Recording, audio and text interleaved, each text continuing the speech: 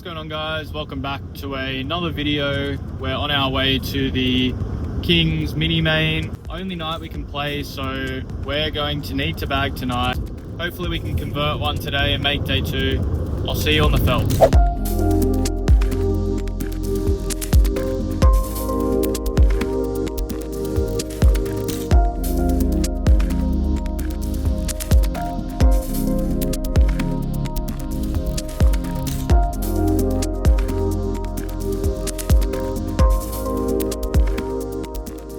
We sit down off a start stack of 40k at 300, 600, 600, and first hand we peel pocket 4s and the low jack and open things up to 1300. The hijack makes it 4200, and this deep we want to call all of our pairs that we open, so we do so and come along.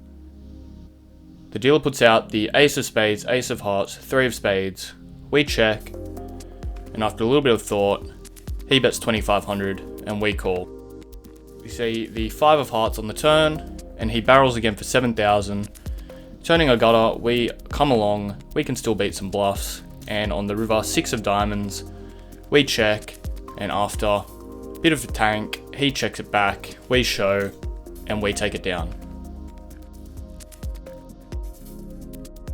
A couple of hands later, blinds are up to 400, 800, and we peel king jack off in the small blind. There's an open from under the gun 1 to 1600, the button calls, and we decide to squeeze from the small blind to 8400. Pre-flop raiser calls. He started with about 35,000 at the start of the hand, so SPR are going to be pretty shallow going to the flop, but very luckily we see quite a good looking Jack 6-6 rainbow. We're going to range bet this for about 20% pot, especially when we've got such a strong hand.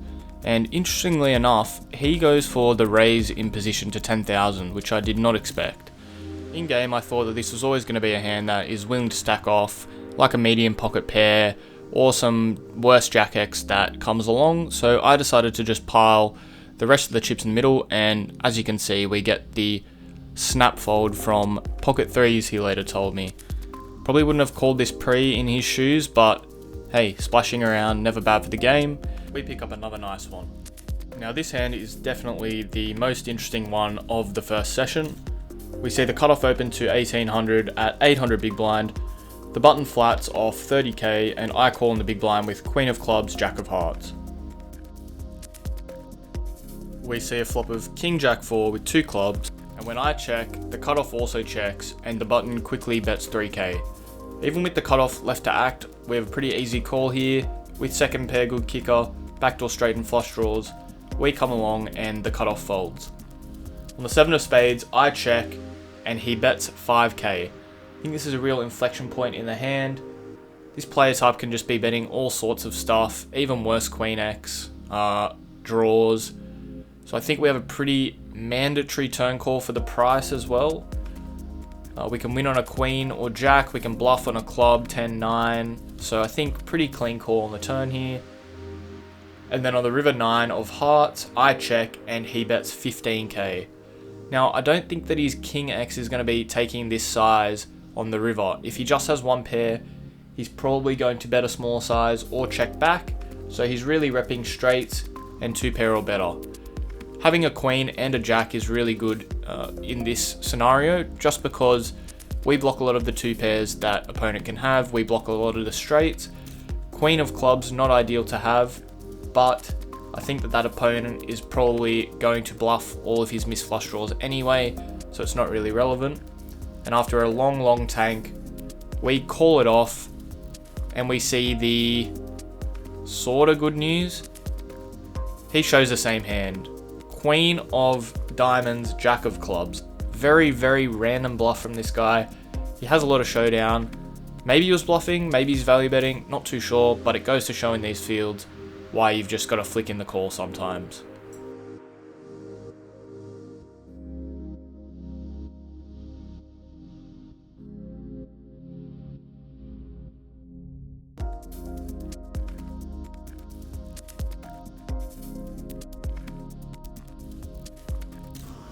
Alright, on break, back to 600, 1200. We've got 2 start stacks, 80k. Table's really cruisy. It's been pretty going through the motions so far.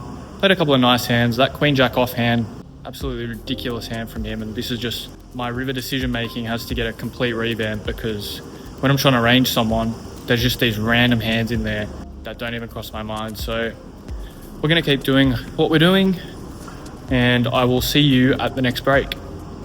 We haven't even got our ass back in our seat after break, and we look down at 7 deuce of diamonds in the big blind. There's an open from the low jack, a flat from the high jack, and we defend. Flop comes 8-6-5 with 1 diamond. We consider leading, but 3-way, we decide to check. PFR checks, in position bets 3k, and we just call. The hijack, after not a lot of thought, makes it 7,000, very small check raise, and when in position calls, we have no choice but to come along as well. On the 6 of diamonds turn, if we really think about it, I definitely have a 6x advantage. I've got all the 6-5 that just calls the flop, I've got 6-7, 6-9 with backdoor flush draw, ace-6, whereas the check raiser doesn't really have these, and in position probably doesn't bet them as much as I call. So I decide to lead for 7.5k, PFR calls, and in position folds. We see a very juicy looking 5 on the river, double pairing the board. This is going to be a great card for me. PFR has way less 6x and 5x than I do. This is going to be a really good card for me to bluff on and get him to fold his overpairs. I jam and we get turbo snapped by quads. Yeah. He just has 4 of a kind. Even if we have pocket 5s, we still lose this hand. Well played to him. We sent it into oblivion. Not sure if it's a punt or not. I don't think so, but leave your thoughts in the comments. We bust shortly after in a very inconsequential manner, and we are back in the mix on our second bullet. Blinds are up to 800, 1600. A lady opens to 5,000 from early position. We peel 2 7s, and this is probably the worst hand that I'm going to flatten this spot. I like to call, the button calls as well, and the blinds get out of the way. We see a very, very dreamy flop of 7-3-3 with 2 spades. We flop a boat. Even better when the lady leads for 11k, nothing to do but call here, and the button quickly folds.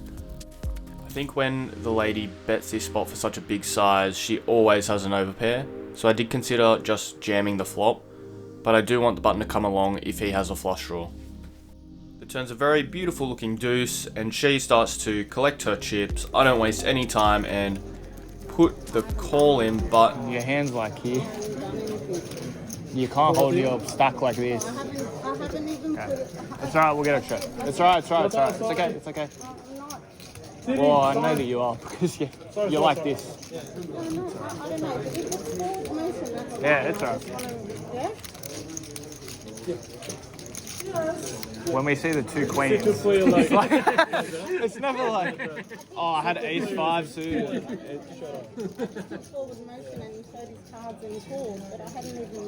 It was like here. I just want to know what the rule is. No, it's not. All right. I'm not. Well, when she has 2 queens, it's gonna be like. It's alright. I know. Well. So she went forward, but didn't put the chips down. It was like here, and I went like that and showed my hand. So. What? Oh no. It's like here. And if you see her hand, it's going to be an overpair, which makes it like also. You guys play no forward motion here, right? Well, there's no forward motion in the TDA, but there also should be a penalty because it is angle I shooting. wasn't trying to do anything. I just want to know what the rule is. Yeah, I know, but I know, but if you show your hand, it's going to be an overpair, which means that you're not bluffing. So it's. I know, but I'm not. I just want to know the rule. But I know, but you're only saying that because I have a full house. That's what I'm not. I swear to God, I don't know what the rule is. You can't put your chips all the way over. Basically, I did that, and he's the one that. Yeah, because I called because it was like here. I understand, but if I just want to know. Yeah. in this situation, I'm going to have to force that bet in. Okay, sure. That's fine. Shut up, please. I don't have a queen. Well, you have an overpair. It's alright.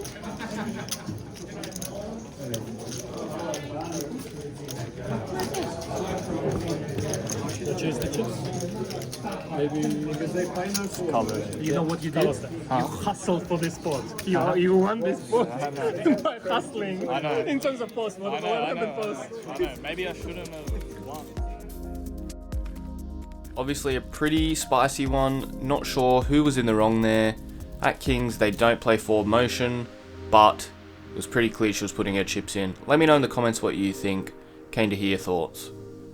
A couple of hands later, we open Ace King offsuit from EP to 4500, and we get 3-bet to a very small size of 8500 in the low jack. Playing about 50 big blinds to start the hand, touch over, and I think at this depth with Ace King offsuit, we don't want to do anything fancy. We just want to put all of the money in, which is what we do. We go ahead and jam for about 110,000, and he goes into a long tank. There might have been a little bit of metagame going on here. I did make a comment to him about how small his 3-bet size was. He's saying, I don't think you have it. I kind of do have it, but we would prefer a fold, honestly. If we have to flip for it, so be it. But after a long tank of about 2.5-3 minutes, you can see how quickly I've sped this up.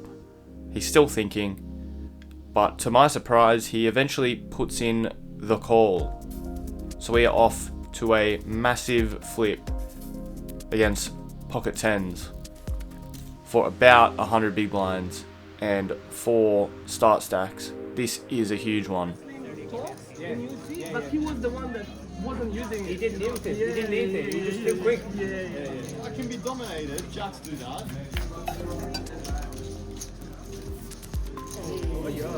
Unlucky, man.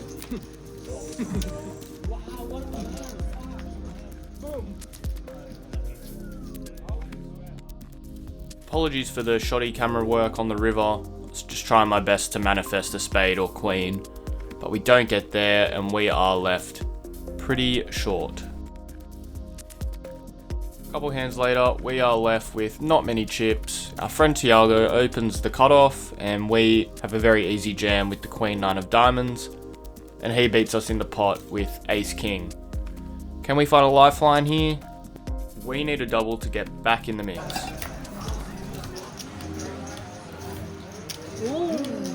Unlucky for me. 10.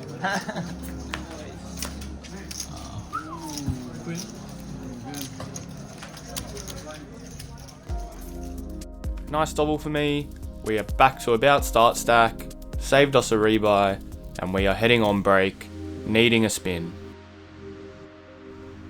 Very first hand, back from break, Tiago opens to 5,500 and we look down at 2 6s and pile it in. We get snap called by the guy on our left, snap called by the button, and called by the small blind. So we are in a 4-way all-in against Ace King, Aces, and Ace Queen suited. Hoping for something in the low to medium board range, but no help. Yeah, Aces scooped, covering everyone, and that is GG to us. We will not be making day 2 of the mini main event.